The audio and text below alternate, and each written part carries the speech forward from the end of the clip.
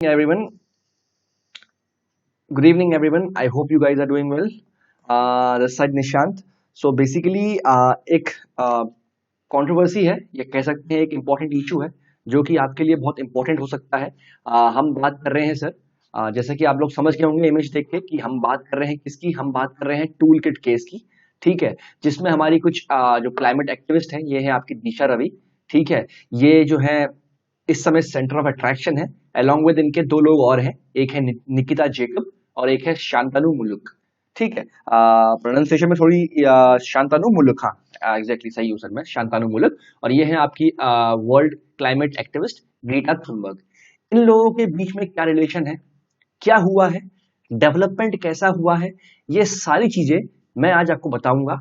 And I am making it sure कि इस session के बाद आपका जो है ये टूल किट केस, इसमें जितना भी डेवलपमेंट अभी हुआ है, चाहे वो कोर्ट को ले लीजिए या ऑन ग्राउंड रियलिटी ले लीजिए या जितना भी न्यूज एजेंसीज ले लीजिए, सबको मैंने कंबाइन किया है और मैं एक सेशन लेके आया हूं।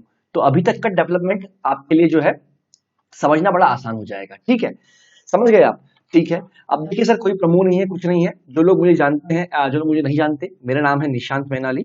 ठीक है, और मेरा खुद का एक चैनल है जिसका नाम है मैनाली मेड इजी। ठीक है, जिसका नाम है मैनाली मेड इजी। ठीक है, उसमें मैं डेली बेसिस पे जो है हिंदू जो पेपर है आपका डेली एडिशन का, उसका एनालिसिस करता हूँ।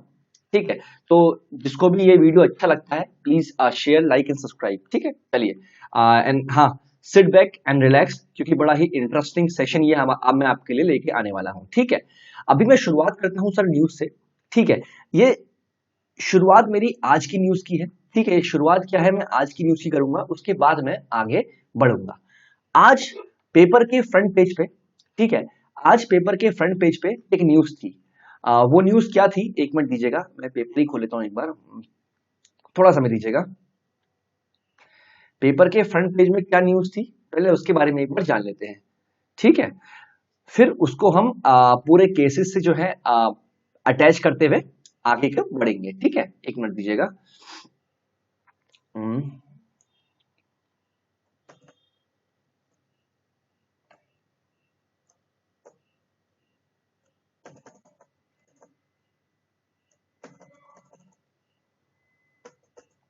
ये देखिए, आज की जो पेपर की न्यूज थी, पहले पेपर की न्यूज देख लेते हैं। ठीक है, जो हमारी पेपर की न्यूज आज थी वो ये थी कि जो ये निकिता जेकब है, अभी निकिता जेकब है कौन, आधे लोगों को इतना नहीं, ये नहीं पता होगा, उसके बारे में हम बात करेंगे, बेफिक्र रहिए। ये बेसिकली सेशन उसके लिए है जिसको ऑलरेडी पता है, उसके लिए तो बहुत ही आसान होने वाला है। लेकिन जिसको इसके बारे में कुछ नहीं पता, टूल किट के बारे में, टूल किट होती क्या है, उसके लिए भी बहुत आसान हो जाएगा, बेफिक्र रहिए। तो इसको क्या है, 3 वीक की ट्रांजिट एंटिसिपेटरी बेल दे दी है, किसने, हाई कोर्ट ने। ठीक है, ये आज की न्यूज है। समझ में नहीं आई सर, कोई बात नहीं, पहले हम पूरा मुद्दा पढ़ लेते हैं। ठीक है, ये पूरी कहानी घूमेगी इन 4 लोगों के आसपास, ये पूरी कहानी घूमेगी इन 4 लोगों के आसपास। ठीक है, ये कौन है आपके, इनका नाम है एमओ धालीवाल। ठीक है, इनका नाम क्या है, इनका नाम है एलओ धालीवाल। ठीक है, स्पेलिंग में दिक्कत हो सकती है, मैं फिर आपसे कह रहा हूं, इनका नाम है एम ओ धालीवाल। ये कौन है, ये जुड़े हुए हैं एक ऑर्गेनाइजेशन से, इसका नाम है पोएटिक जस्टिस फाउंडेशन। ठीक है, इनका नाम है एमओ धालीवाल, ये जुड़े हुए हैं एक ऑर्गेनाइजेशन से जिसका नाम है पीजेएफ, पोएटिक जस्टिस फाउंडेशन। ये बैंड नहीं है, पहले समझिए, ये ऑर्गेनाइजेशन अभी बैंड नहीं है, इसके अंतर्गत यूएपीए कानून के अंतर्गत, अनलॉफुल एक्टिविटीज प्रिवेंशन एक्ट के अंदर ये ऑर्गेनाइजेशन बैंड नहीं है। बिल्कुल ठीक है सर, ठीक है, लेकिन शक है कि ये खालिस्तान है, ये प्रो खालिस्तान ऑर्गेनाइजेशन है, मतलब इसके खालिस्तान से जुड़े होने के शक है, इसके खालिस्तान से जुड़े होने के शक है। ठीक है, ऐसा एप्रीहेंशंस हम लोग लगाते हैं। ठीक है, इनफैक्ट चलिए, तो हुआ क्या, ये सब शुरू कहां से हुआ, एमओ धालीवाल, ये इनके, ये जो है खालिस्तान से जुड़े हुए थे, ऐसा हम लोग मानते हैं। ठीक है, इन्होंने एक, इनके पहचान का था एक लेडी कह सकते हैं, उनका नाम था पुनीत। ठीक है, जो कहां पर थी, कनाडा में थी। ठीक है, ये लेडी जो थी प्रो खालिस्तान थी। ठीक है, इन्होंने पुनीत के थ्रू इनसे संपर्क किया। ये कौन है? निकिता जेकब। इन्होंने पुनीत के थ्रू निकिता जेकब से संपर्क किया, ठीक है। एंड देन निकिता जेकब जो लॉयर एंड एक्टिविस्ट है, इन्होंने एक इंजीनियर जिनका नाम है शांतानु, और ये एक्टिविस्ट भी है, और दूसरा दिशा रवि से संपर्क किया, ठीक है। मतलब चेन कहां से शुरू हुई? चेन शुरू हुई एमओ धालीवाल से। इन्होंने पुनीत कनाडा में थे, इनसे संपर्क किया। ये बेसिकली क्या थे, कह सकते हैं कि ये प्रो खालिस्तानी है, ठीक है। इन्होंने निकिता जेकब से संपर्क किया जो कि इंडिया में है, एक्टिविस्ट है, लॉयर भी है। एंड देन इसके थ्रू उन्होंने शांतानु और दिशा रवि से भी कांटेक्ट किया, ठीक है। फिर क्या हुआ इसके आगे? इसके आगे ये हुआ कि 6 दिसंबर को इन लोगों ने एक व्हाट्सएप ग्रुप बनाया। 6 दिसंबर को इन लोगों ने एक व्हाट्सएप ग्रुप बनाया, ठीक है। एंड इन पे ये आरोप है कि 11 जनवरी को इन्होंने क्या किया? 11 जनवरी को इन्होंने जूम कॉल में बात की। जूम कॉल में ये सारे लोग तो थे ही थे, धालीवाल, पुनीत, निकिता, शांतानु, रवि, ये सब थे, प्लस 70 लोग और थे। वो कौन थे? उनकी आइडेंटिटी को अभी रिवील मतलब उनको ट्रेस किया जा रहा है कि वो लोग एग्जैक्टली थे कौन, लेकिन अभी इसकी आइडेंटिटी जो है ये इसके बारे में पता नहीं है। 70 लोग और थे, या तो ये खालिस्तानी हो सकते हैं या ये नॉर्मल एक्टिविस्ट भी हो सकते हैं, तो ये एक एप्रीहेंशन है अभी, ठीक है। 70 लोग और थे सर। एंड डिसाइड क्या हुआ? डिसाइड ये हुआ इसमें कि एक टूल किट क्रिएट करेंगे, एक टूल किट क्रिएट करेंगे, ठीक है। और क्या करेंगे उससे जो है 26 जनवरी को किसानों जो हमारे फार्मर्स हैं उनमें अराजकता फैलाएंगे। समझ में आया? मतलब बेसिकली इन्होंने ये डिसाइड किया जूम कॉल में, जिसमें दिशा रवि, शांतानु, निकिता जेकब, धालीवाल, पुनीत, ये सब ज्वाइन थे, इन सब थे, इसके अलावा 70 लोग और थे। इन्होंने ये डिसाइड किया कि हम एक टूल किट का निर्माण करेंगे जिसमें क्या होगा, हम 26 जनवरी को किसानों के अंदर अराजकता का माहौल पैदा करेंगे। ये मैं नहीं कह रहा हूं सर, ये कह रही है मीडिया रिपोर्ट्स, ठीक है। ये कह रही है मीडिया रिपोर्ट्स, ठीक है। ये मैंने मीडिया से देखा है, तो मैं आपको अपना सोर्स बता रहा हूं कि ये मीडिया रिपोर्ट्स कह रही हैं। ये हो गया अभी तक का पूरा इश्यू, कैसे कैसे क्या क्या हुआ। समझ में आया आपको इतना? कैसे कैसे कहानी बढ़ी। अभी कहानी को हम रिवाइज करेंगे, लेकिन शुरू हम करते हैं, सब कुछ शुरू कहां से हुआ, ठीक है। शुरू कहां से हुआ? रिहाना के बारे में हम बात नहीं करें, ठीक है, क्योंकि इनको इस बात की नॉलेज भी नहीं है। तो why aren't we talking about this #farmers protest. Rihanna ने कहा, इनके 1000 फॉलोअर्स हैं, इनके लाख फॉलोअर्स हैं, मिलियन फॉलोअर्स हैं, तो उन्होंने भी इनकी बात को जो है सुना, ठीक है। हमें इशू हमारा है ग्रेटा थुनबर्ग से। इनका आया एक ट्वीट, इन्होंने कहा we stand in solidarity with the #farmers protest in India. ये इनका पहला ट्वीट था, ठीक है सर। इसके बाद इनका एक और ट्वीट आया, here is a tool kit if you want to help. ये एक टूल किट है if you want to help, और ये उसका लिंक है।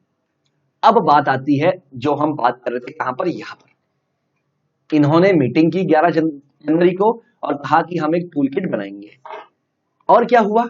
ये टूल किट की जो यहां पर है आपका, ये पोस्ट किसने किया? ग्रेटा थुनबर्ग ने किया। अब आरोप क्या है कि ये tool kit Ravi, Nikita Jacob, Shantanu and plus जो भी इनके साथ में थे उन्होंने बनाई है।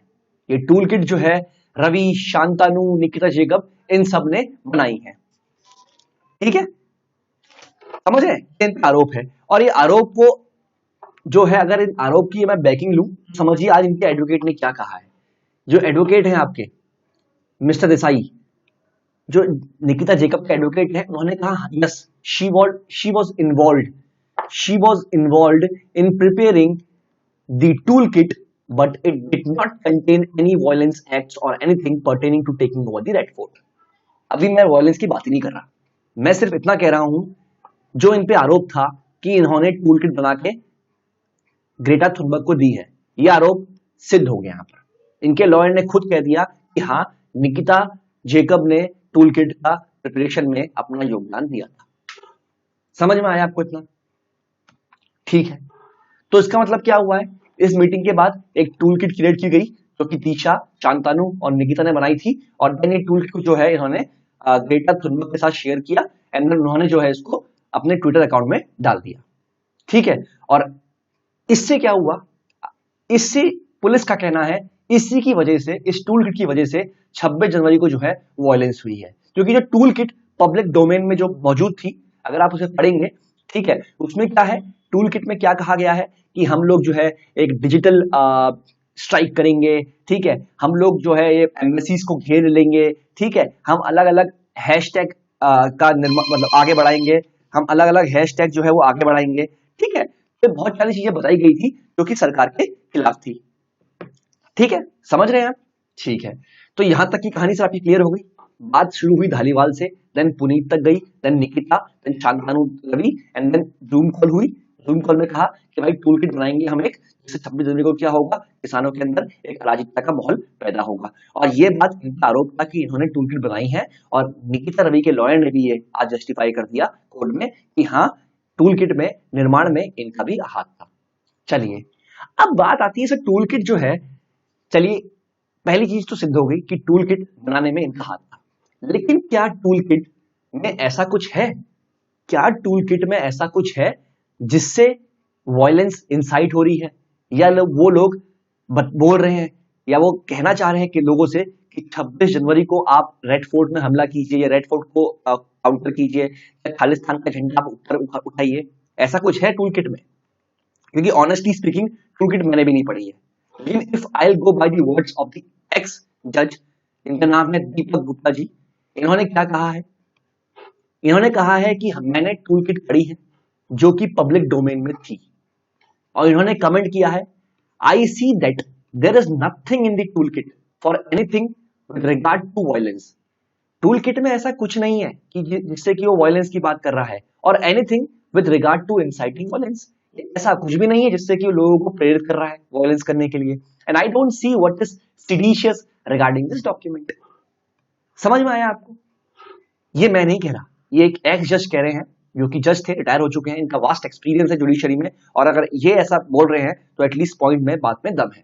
दम क्या है? ये कह रहे हैं कि पब्लिक डोमेन में जो टूल किट थी वो मैंने पढ़ी, पब्लिक डोमेन में टूल किट जो थी वो मैंने पढ़ी, और इससे क्या मैंने क्या पाया, मैंने ये पाया कि उसमें कुछ भी वायलेंस के रिगार्डिंग कुछ बात नहीं की थी, प्लस उसमें ऐसा भी कुछ नहीं कहा था जिससे लोग जो है प्रेरित होते वायलेंस करने के लिए, ठीक है, और इसमें कोई सेडिशियस नहीं है। ठीक है, ये कौन कह रहे हैं? एक्स जज कह रहे हैं। तो अभी तक हमने क्या क्या साबित कर लिया? पहला हमने साबित कर लिया, ये बात शुरू हुई निकिता जेकब, शांतानु एंड रवि से, और ये शुरुआत, इसका सोर्स क्या था? धालीवाल थे, पुनीत थे। ठीक है, मीटिंग हुई, जूम कॉल हुई, डिसाइड हुआ हम बनाएंगे एक टूल किट। उसके दौरान इन्होंने टूल किट का जो है निर्माण किया कि हमें आगे कैसे कैसे बढ़ना है फार्मर्स के हित में। उस टूल किट को दिशा रवि ने अपने टेलीग्राम के थ्रू ग्रेटा थुनबर्ग के साथ शेयर किया, और ग्रेटा थुनबर्ग ने उसे अपने ट्विटर अकाउंट में शेयर कर दिया। ठीक है, और उससे क्या है, किसान हमारा जो है आक्रोश में आ गया, और उससे अल्टीमेटली क्या हुआ, 26 जनवरी को वायलेंस हो गई, ऐसा पुलिस का कहना है। लेकिन जो हमारे एक्स जज है वो कह रहे हैं कि सर टूल किट में तो ऐसा कुछ था ही नहीं जिससे कि वायलेंस हो, या इंसाइट करता है वायलेंस को, या इंसाइट करता है पीपल को, आक्रोश देता है कि भाई जाओ वायलेंस करो, उसमें ऐसा कुछ नहीं था, तो सेडिशियस में कुछ भी नहीं है। ठीक है, अब चार्जेस क्या लगाए हैं सर? सेक्शन 124A सेडिशन, पहला चार्ज। दूसरा 153A promoting hatred among various communities on social cultural religious grounds, second charge. Third charge 120B criminal conspiracy of the Indian Penal Code. She has been also accused of having Khalistan connections and plotting to promote disaffections against the Indian state. यहां पर मेरा individual comment, ये मेरा individual मत है, I don't see anything seditious about it, मेरी पहली चीज। सेकंड थिंग, कहीं ना कहीं तक मुझे लगता है कि ये पॉइंट कहीं ना कहीं तक लागू हो सकता है, बट मेरा इंडिविजुअल मत ये है कि हाँ, ये मेरे ख्याल से हुआ है। अगर आपके खालिस्तानी लिंक नहीं है तो why were you on a zoom call with a man who is having a Khalistan link, MO Dhaliwal, या वो पुनीत कह लीजिए आप, जो कनाडा बेस्ड है। ठीक है, तो समझिए कहीं ना कहीं ये चीज तो हम एग्री करते हैं सर। ठीक है, चलिए इतना समझ में आ गया। इसके बाद क्या हुआ? इसके बाद ये हुआ, पुलिस ने निकिता रवि को अरेस्ट कर लिया। कहां से? बेंगलोर से। उसे दिल्ली लेके आए फ्लाई करके, एंड दिल्ली में कोर्ट के द्वारा 5 दिन की जुडिशियल कस्टडी दी किसे? निकिता कह रहा हूं, दिशा रवि को मैं दे दिया 5 दिन की जुडिशियल कस्टडी में। इसके साथ 2 लोग और थे। 2 कौन थे इनके साथ? 2 लोग कौन थे? एक थे शांतानु शिवलमुलिक, ठीक है, और दूसरी कौन थी? निकिता जेकब, ठीक है। अब बात आती है, अब आज की न्यूज क्या थी इसमें आते हैं। निकिता जेकब जो है ये, इन्होंने ट्रांसिट एंटीसेप्टी बेल अप्लाई की है कोर्ट में और बॉम्बे हाई कोर्ट ने इनको ये ग्रांट कर दिया है। लेकिन पुलिस का कहना है कोर्ट ने अपनी जुरिस्डिक्शन के बाहर ये काम किया है। ऐसा क्यों, ये देख लेते हैं, ये इंपॉर्टेंट है एग्जाम पॉइंट ऑफ व्यू से, ठीक है। अब बॉम्बे हाई कोर्ट ने क्या किया ऑन ट्यूसडे, मैं बात कर रहा हूं ट्यूसडे की, इन्होंने ट्रांजिट एंटीसिपेटरी बेल शांतानु को दी है in the Greta Thunberg toolkit case registered by the Delhi police in connection with the ongoing protest against the 3 farm laws, ठीक है। टूलकिट क्या है समझ में हमें आ गया है। अब सर इतनी बात कर ली आपने, इतना बता दिया, ये भी कहा रिलैक्स एंड सिट, टूलकिट की हमने बात कर ली, लेकिन सर टूलकिट है क्या? सर जी टूलकिट कुछ भी नहीं है, वो जो लिंक था ना, लिंक, ये जो लिंक देखा ना आपने, कहां गया वो लिंक, जो लिंक था ना, लिंक, अगर इस लिंक पे आप क्लिक मारेंगे तो इस लिंक में क्या होगा, एक डॉक्यूमेंट खुलेगा, एक डॉक्यूमेंट खुलेगा जिसमें अलग अलग पॉइंट्स लिखे हुए हैं कि फार्मर्स को क्या करना चाहिए अपनी डिमांड्स को आगे बढ़ाने के लिए, ठीक है। देखिए, here's an updated toolkit by people on the grounds in India if you want to help, right? तो ये सब वही था आपका, ठीक है। हम कहां थे अभी? तो शांतानु को बॉम्बे हाई कोर्ट ने ट्रांजिट एंटीसिपेटरी बेल प्रोवाइड करी, ठीक है, और उसके बाद 10 दिन उसको दिए कि आप दिल्ली जाओ और दिल्ली में जो है आपका बेल के लिए अपनी वो कर दो, क्या कर दो, अप्लाई करो। अब सर ट्रांजिट बेल क्या होती है इसके बारे में मैं आपको बताने वाला हूं, ठीक है। अब समझिए ट्रांजिट बेल क्या होती है। देखिए, मान लीजिए ये एक स्टेट है ए, ठीक है, और ये एक स्टेट है बी। अब मेरे अंदर केसेस जो है, जो मेरे केस है, जो मेरा केस रजिस्टर्ड है, जो मेरा केस रजिस्टर्ड है वो कहां है? वो ए स्टेट में है, ठीक है। और मैं कहां अरेस्ट हुआ? मैं अरेस्ट हुआ कहां? बी में, ठीक है। मेरे अंदर केस जो रजिस्टर्ड है वो ए में है, मैं अरेस्ट कहां हुआ? मैं बी स्टेट में हुआ। ये क्या है? State A state B, case यहां रजिस्टर्ड है, मैं अरेस्ट कहां हुआ? मैं बी में हुआ। तो ट्रांजिट बेल क्या है? इसमें ट्रांजिट बेल का क्या प्राविधान है ये देखिए। What does the law say about the procedure regarding arrest to be made from a state other than where the case has been registered. मतलब केस यहां रजिस्टर्ड है, अरेस्ट में यहां हो रहा हूं। ये लॉ क्या कहता है, इसमें लॉ क्या कहता है और ट्रांजिट बेल क्या होती है, इसके बारे में हम पढ़ने वाले हैं। पहली चीज देखिए अब ध्यान से, आर्टिकल 22 कहता है संविधान का, आपको पता होना चाहिए, आप ऑलरेडी पढ़ चुके हैं। हर एक व्यक्ति जिसको कि अरेस्ट करते हैं या हम डिटेन करते हैं कस्टडी में, उसको 24 घंटे के अंदर हमें मजिस्ट्रेट, जो आसपास आपके मजिस्ट्रेट है, उसके पास प्रोड्यूस करना होता है। किसी भी व्यक्ति को अगर अरेस्ट करते हैं तो 24 घंटे के अंदर उसे मजिस्ट्रेट के पास प्रोड्यूस करना होता है। लेकिन इसमें जो आपका जर्नी टाइम है, इसमें जो आपका जर्नी टाइम है वो एक्सक्लूड होता है, ठीक है, पहली चीज। और कोई भी व्यक्ति को हम 24 घंटे से ज्यादा रिमांड में या कस्टडी में नहीं रख सकते without the order of the magistrate, ठीक है। तो ये पहला हो गया। दूसरा क्या कह रहा है, सेक्शन 56 ऑफ द सीआरपी, ये कहता है the person arrested has to be taken before the magistrate without unnecessary delay। ये क्या कहता है? ये कहता है सीआरपीसी, वो हमारा संविधान था। And section 167(2) of the CrPC क्या कहता है? when the magistrate before whom the accused person has been produced does not have the jurisdiction to try the case or commit it for trial, the judicial officer is required to forward the accused to a magistrate having such jurisdiction। अब देखिए, हो सकता है भाई साहब मैंने case यहां, मेरे अंदर केस यहां रजिस्टर हुआ है स्टेट ए में, स्टेट बी में मुझे अरेस्ट किया गया है, स्टेट बी में मुझे अरेस्ट किया गया है।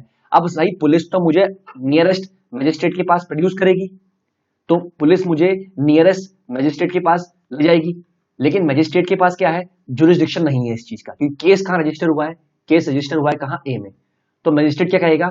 ठीक है, इसे आप जो है जिस मजिस्ट्रेट पर जुरिस्डिक्शन है वहां पर आप ले जाओ। तो उस केस में 24 आवर्स से ऊपर हो सकता है, सिंस हम ऑलरेडी एक नियरेस्ट मजिस्ट्रेट को उसके बारे में प्रोड्यूस कर चुके हैं, ठीक है। चलिए, ये हो गया है।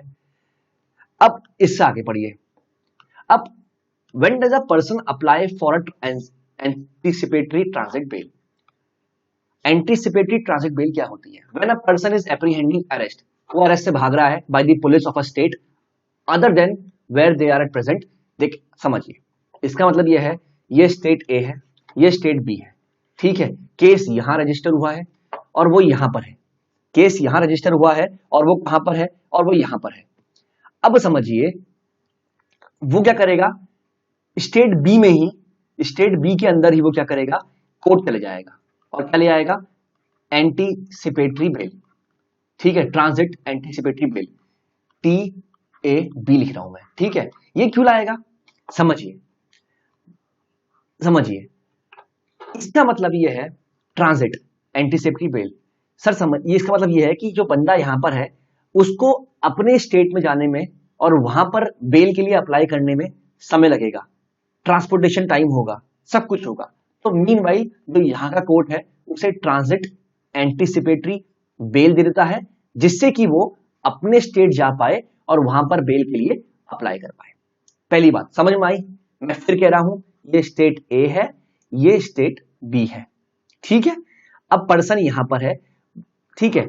अब पर्सन का केस यहां है, पर्सन अरेस्ट यहां हुआ, जहां पर अरेस्ट हुआ वो उसी स्टेट, अरेस्ट नहीं हुआ, वो स्टेट बी में है और स्टेट ए में केस रजिस्टर हुआ है। तो बी की ही कोर्ट में चला जाएगा, बोलेगा साहब मुझे पुलिस जो है अरेस्ट करने वाली है और मुझे बेल के लिए, मुझे अरेस्ट नहीं होना और मुझे बेल के लिए जो है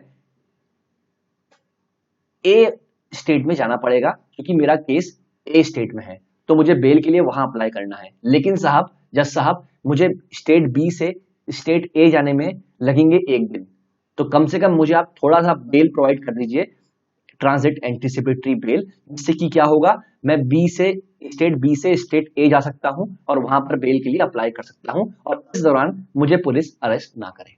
समझ में आया? लेकिन अब कंट्रोवर्सीज क्या है सर इसमें? अब कंट्रोवर्सी इसमें यह है, the court does not have the jurisdiction over the place where the case is registered और where the crime has been alleged to have been committed, but since, अब वही है, ये जो कोर्ट है जो इसको एंटीसिपेटरी बेल प्रोवाइड कर रहा है, क्या इस कोर्ट का इस केस में कोई जुरिसडिक्शन है? क्या इस कोर्ट का इस केस में कोई जुरिसडिक्शन है? नहीं है, क्योंकि ये तो केस स्टेट ए में हुआ है। लेकिन सिंस क्वेश्चन क्या होता है, क्वेश्चन आता है पर्सनल लिबर्टी का, ठीक है, क्वेश्चन आता है पर्सनल लिबर्टी का और हाई कोर्ट इसमें क्या करता है, केसेस के ऊपर वो डिसाइड कर सकता है, ठीक है, केसेस के ऊपर डिसाइड कर सकता है, ठीक है। मैं एक बार दोबारा से आपको बता देता हूं सब कुछ क्या क्या हुआ है। मैं कहता हूं आपसे, ये स्टेट है, मान लेते हैं स्टेट हमारा है उत्तराखंड, एक है स्टेट आपका क्या है, मान लीजिए केरला, ठीक है, ये उत्तराखंड है, ये आपका केरला है। मैंने यहां केस, मेरा केस यहां पर है, मेरा केस कहां है, मेरा केस है आपका उत्तराखंड में, लेकिन मैं कहां हूं, मैं हूं केरला में। अब पुलिस निकली यहां से, अब पुलिस यहां से निकली मुझे अरेस्ट करने के लिए, ठीक है, पुलिस जो है यहां से निकल गई मुझे अरेस्ट करने के लिए, ठीक है। अब जब तक पुलिस इस स्टेट में आके मुझे अरेस्ट करेगी या यहाँ की लोकल पुलिस ही मुझे अरेस्ट करेगी, मैं क्या करूंगा, मैं चुपचाप जाऊंगा कहां पर, कोर्ट में, यहाँ के हाई कोर्ट चला जाऊंगा, बोलूंगा साहब मुझे आप एंटीसिपेटरी बेल दे दो, ट्रांजिट एंटीसिपेटरी बेल दे दो। जज बोलेगा भाई क्यों चाहिए, तो मैं कहूंगा साहब सिंस ये केस जो है मैंने जो विवाद, जो मेरे पास केस है वो उत्तराखंड में हुआ है, मेरे पास जो केस है वो उत्तराखंड में है और अभी मैं केरला में हूं, तो जज साहब मुझे उत्तराखंड जाने में समय लगेगा, जो मेरा ट्रांसपोर्टेशन टाइम है मुझे उत्तराखंड जाने में समय लगेगा और उस समय के दौरान कहीं मुझे पुलिस अरेस्ट ना कर ले, तो इसलिए मैं आपसे याचिका, मतलब आपके मैं रिक्वेस्ट करता हूं कि मुझे ट्रांजिट एंटीसिपेटरी बेल प्रोवाइड कीजिए, जिससे कि मैं अपने स्टेट जा सकूं और वहां पर बेल के लिए अप्लाई कर सकूं। लेकिन जज अब सोचेगा, जज साहब सोचेंगे कि भाई ये मुद्दा तो मेरे ज्यूरिसडिक्शन से बाहर है, क्योंकि केस कहां हुआ है, केस तो आपका यहां पर हुआ है, कहां पर, उत्तराखंड में। लेकिन हाई कोर्ट कुछ मेरिट्स वाले केस में इसको कर सकता है, क्योंकि इसमें क्या इन्वॉल्व होता है, इसमें इन्वॉल्व होता है पर्सनल लिबर्टी वाला केस कॉन्सेप्ट, ठीक है, ठीक है, ये भी समझ में आ गया, ठीक है। अब एक होता है transit remand. Since the arrested person is required under the law to be presented before a magistrate within 24 hours of arrest, ये तो पता ही हमें, section 22, they are produced by the police of the other state which has registered the case before the nearest magistrate of the place from where the person has been arrested to get a transit remand। ठीक है, simple है sir, समझिए, ये तो था वाला case. दूसरे case में सर क्या हुआ, अब समझिएगा, दिमाग से अपनी जो है समझिए कि अब स्टेट ए, ये उत्तराखंड था यूके, ये था केरला, ठीक है, केस मेरा था यहां और मैं हूं कहां, मैं हूं यहां। इससे पहले मैं कोर्ट जाऊं, पुलिस जो है, पुलिस मेरे पास पहुंच गई। इससे पहले मैं कोर्ट जाऊं, यहां की लोकल पुलिस मेरे पास पहुंच गई, इन्होंने मुझे पकड़ लिया और इन्होंने मुझे पकड़ के नियरेस्ट कोर्ट में पेश किया और बोला जज साहब इसकी हमें आप ट्रांजिट डिमांड दो, ठीक है, इसकी हमें आप ट्रांजिट डिमांड दो जिससे कि इसे हम इनकी पुलिस को हैंड ओवर कर पाए और वो इसके खिलाफ वहां मुकदमा कर पाए। समझ में आया? ये क्या था, transit bail, transit anticipatory bail, जिससे कि पुलिस मुझे ना छुपाए, और ये क्या है, ट्रांजिट रिमांड। ठीक है, पढ़ लेते हैं। This is done to comply with the provision of the law regarding the protection of the accused before a magistrate within 24 hours since it may not be otherwise possible due to travel from one state to other. अगर ऐसा ये नहीं करते हैं, अगर ऐसा ये नहीं करते हैं और डायरेक्ट ये पुलिस को हैंड ओवर करके यहां ले आते हैं तो 24 घंटे से ऊपर हो जाएगा सर। ठीक है, तो समझ में आया? तो आपको समझ में आया हमने क्या क्या पढ़ा? हमने पूरा का पूरा डेवलपमेंट पढ़ा। टूल किट केस क्या हो, टूल किट केस क्या है, टूल किट केस क्या है पढ़ा हमने, डेटा के बारे में पढ़ा हमने जेकब के बारे में पढ़ा, हमने पढ़ा शांतानु के बारे में, हमने पढ़ा दिशा रवि के बारे में, हमने पढ़ा धालीवाल के बारे में, हमने पढ़ा पुनीत के बारे में। ठीक है, इसके बाद हमने पढ़ा कि केसेस क्या क्या रजिस्टर्ड है, गुप्ता जी ने क्या कहा है एक्स जज ने, ये पढ़ा हमने, और ट्रांजिट एंटीसिपेटरी बेल क्या होती है हमने ये पढ़ा, और ट्रांजिट रिमांड क्या होती है हमने ये पढ़ा। तो इस केस में अभी तक इतना ही डेवलपमेंट है। करंट स्टेटस क्या है, निकिता जेकब एंड शांतानु को जो है ट्रांजिट एंटीसिपेटरी बेल जो है मिल चुकी है। निकिता को मिली है 2 हफ्तों के लिए, निकिता को मिली है 2 हफ्तों के लिए, और शांतानु को मिली है 10 दिन के लिए। ठीक है, ये है 2 हफ्तों के लिए, ये है 10 दिन के लिए। ठीक है, इतने में क्या करेंगे, ये दिल्ली जाके अपनी बेल के लिए अप्लाई करेंगे, क्योंकि ग्रीवेंस कहाँ है इनका मुद्दा, केस कहाँ है, केस दिल्ली में है। ठीक है, और करंट में जो आपकी दिशा रवि है, ये जो है ये आपकी पुलिस कस्टडी में है 5 दिन की। ठीक है, ये है करंट स्टेटस, और पुलिस अभी भी इस केस में जो है छानबीन कर रही है। ठीक है, मैं उम्मीद करता हूं कि ये सेशन आपको अच्छा लगा होगा sir. I tried my heart out कि ये पूरा मैटर मैं आपको प्रॉपरली समझा सकूं। ठीक है, और मैं उम्मीद करता हूं कहीं ना कहीं ये मैटर आपको समझ में आया होगा। ठीक है, तो चलिए सर, अभी अगली क्लास हम हिंदू की लेंगे थोड़ी देर में। फिलहाल के लिए अगर आपको ये प्लीज पसंद आया होगा तो प्लीज इसे लाइक कीजिए, शेयर कीजिए, सब्सक्राइब कीजिए, जिससे कि मैं और करंट की जो इंपॉर्टेंट मुद्दे हैं वो आपके सामने लेके आ पाऊं। ठीक है, मेरे चैनल का नाम है मनाली मेड इजी। चलिए, all good sir, stay tuned.